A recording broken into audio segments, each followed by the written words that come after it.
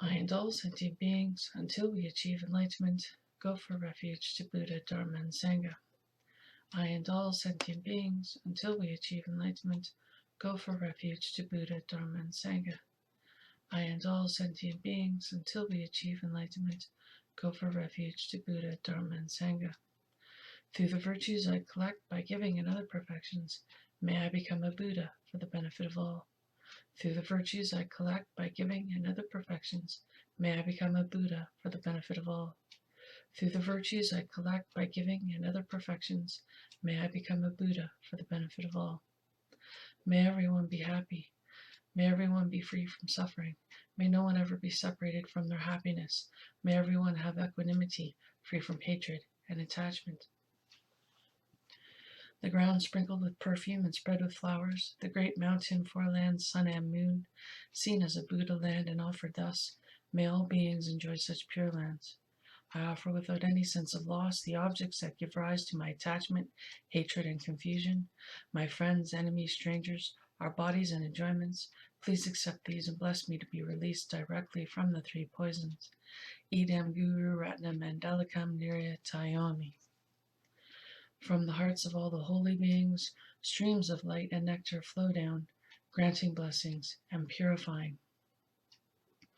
Tsongkhapa, crown ornament of the scholars of the land of the snows, you are Buddha Shakyamuni and Vajradhara, the source of all attainments.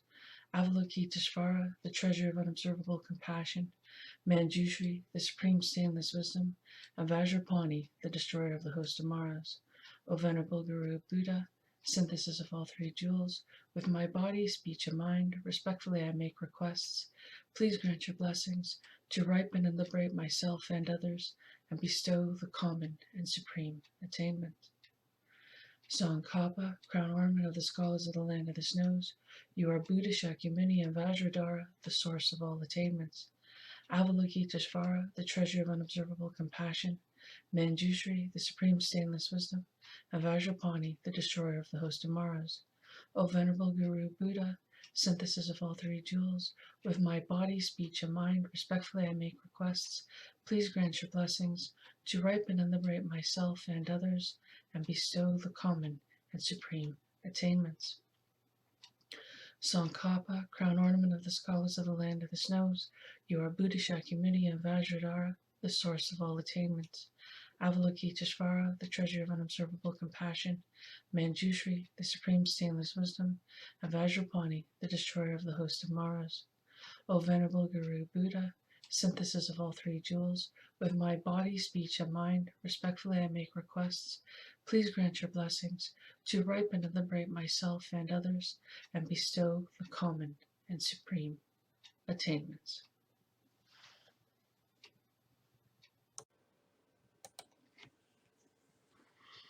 I am making this podcast in the hopes that I am fulfilling the requests made to me by Grandmother Earth and the Ancient One of the Inuit to heal all of their people from the Aboriginal ancestor from Australia who has asked me to reawaken his brothers and sisters, and from the female ancestor from Central or South America who has asked me to help her people as well. Welcome. Thank you for joining me. My name is Kathleen. The spirit name I have been given is White Buffalo Catwoman. Today's podcast is called Ignorance. The third poison we are looking at today is ignorance. Many people believe that ignorance leads to the other two poisons of attachment and anger that we previously looked at. We get attached to things or become angry over things because we simply do not understand what life really is. We are ignorant of the truth and therefore continue to behave in ways that cause us more and more suffering in the future. As long as we remain ignorant, we will be trapped here in this cycle of uncontrolled rebirth. Every time we are reborn, we are born into ignorance. We do not know about the lives we have already lived. We do not know what we're supposed to be doing in this life. We are pretty much a blank slate, and due to this ignorance, we continuously repeat all the same mistakes over and over again, life after life. This is why we all endure so much suffering. Many people live backwards lives because they are ignorant of the truth of what life really is. They continue to behave in negative ways, mistakenly thinking that this will give them freedom, happiness, and peace. They lack the understanding that behaving in positive ways will bring those things.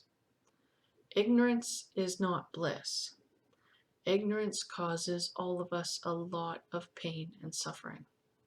We simply do not know any better because we have not learned what we really need to know in life.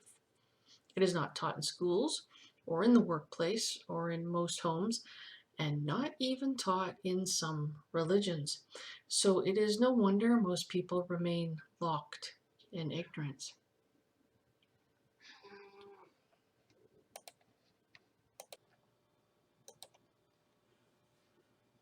Due to the fact that we simply do not know what the true nature of reality is, we get caught up in the false appearance of our lives.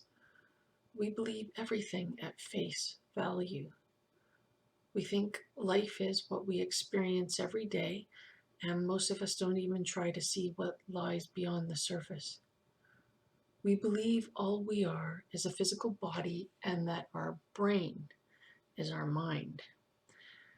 We think that everything around us is solid and exists from its own side. That is, we think everything we encounter in life is its own thing, separate from us. For example, the chair I'm sitting in currently seems to be an object that I have in my house and I can use it. It is not part of my body, so it seems to exist from its own side, or that it is a real object that exists outside of me. We think this is true for everything in life. The people we meet are separate from us. The animals are not part of us. Buildings, roads, trees, rocks, every single thing we ever see, hear, touch, taste, or feel exists from its own side. Since we think this is how life is, we behave as though that is true. We treat things as though they have nothing to do with us. We may mistreat someone because we wrongly believe they are their own person completely separate from us.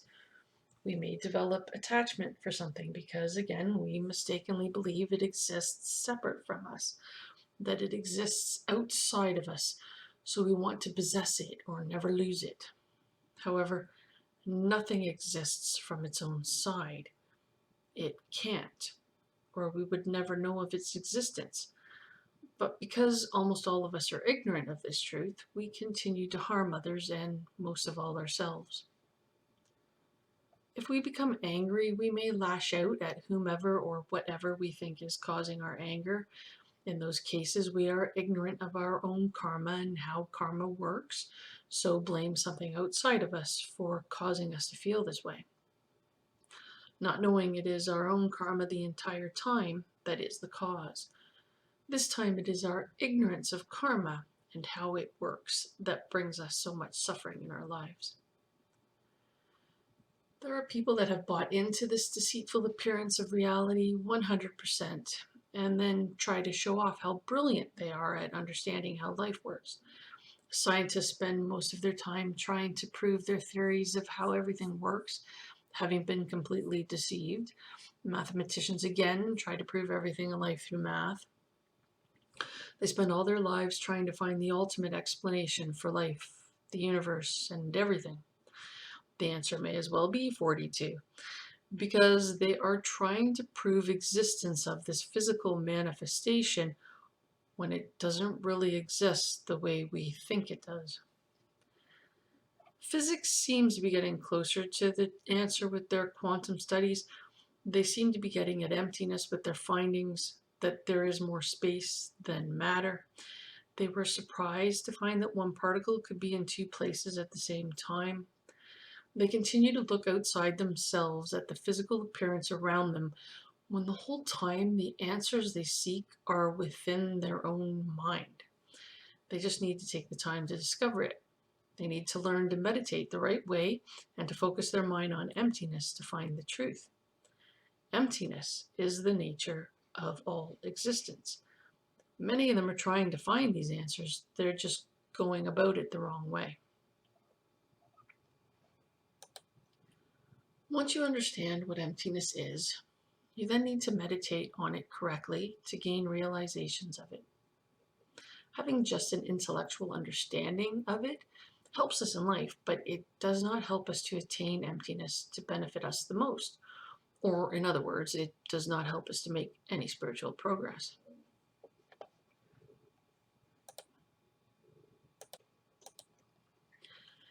It would be similar to a scientist gaining intellectual understanding of a topic and coming up with a theory of it, but not doing any actual experiments to prove their theory. If, for example, a young child is told that 2 plus 2 equals 4, but does not grasp that concept, we can hand them 2 oranges and then give them another 2 oranges so that they can count to see that there are now 4 oranges. We need to experience things in order to gain full understanding of them. You have to experience emptiness to fully accept it. I have only had glimpses of emptiness, or what may be termed small realizations. I need to do more work, more meditation to gain the full realization, to make my mind one with emptiness. When I have accomplished this, I will be able to move beyond ignorance, anger, and attachment. I will then have to keep working towards full enlightenment so that I do not lose those attainments. Sadly, when some people gain the full realization of emptiness, they mistakenly believe they have reached the utmost state of being, and they can fall prey to their egos and create horrendous harm to others and themselves. This happens if they remain ignorant about the importance of compassion. Compassion must be combined with emptiness to make the best spiritual progress we can. Now, having compassion is wonderful, but we stymie our spiritual progress if we ignore emptiness. The two go hand in hand towards becoming the highest spiritual being we can become. Any spiritual attainment we gain can be lost through our ignorance. This is why it is dangerous to follow spiritual teachers who are ignorant of the truth or who brag about being an enlightened being. Anyone that has gained real spiritual progress would never brag about it, for they would be beyond feeding their own egos. If anyone is bragging about the spiritual progress they have made, then you can rest assured they haven't made enough. So be sure not to follow them or take their advice on anything. This is why it is so important for you to do the work for yourself, because that is the only way you will truly make spiritual progress. No one else can do it for you. At best, they can teach you all they have learned. Once you have learned all you can about it, you then need to meditate on it to gain realizations. If you choose to not do anything spiritual, then you will remain in ignorance and in the suffering of uncontrolled rebirth. This is why I say you are your own savior. You are the one with the power to choose what you want in your life. You are the one that holds the key within yourself to become a higher spiritual being. No one can do it for you or give it to you because it is your own mind that you need to work on. Others can show you the way and teach you what they have done or what they have experienced, but they cannot give that to you. You have to want it, and you have to work for it. You have the ability to remove your own ignorance, to give yourself peace and happiness in the future. Thank you so much for listening to this podcast. I hope it's been helpful. May all the Buddhas and holy beings send blessings to you and your loved ones. Om Mani Padme Hum, Om Mani Padme Hum, Om Mani Padme Hum. Tari Soha, Tari Soha, Tari Soha, Om Ahum, Om Ahum, Om Ahum, Om Vajrapaki Vatrana Soha, Om Vajrapaki Vatrana Soha, Om Vajrapaki Vatrana Soha. I wish to dedicate all the virtuous actions I have performed to all sentient beings everywhere, that we may all achieve enlightenment and be free from the suffering of samsara as quickly as possible.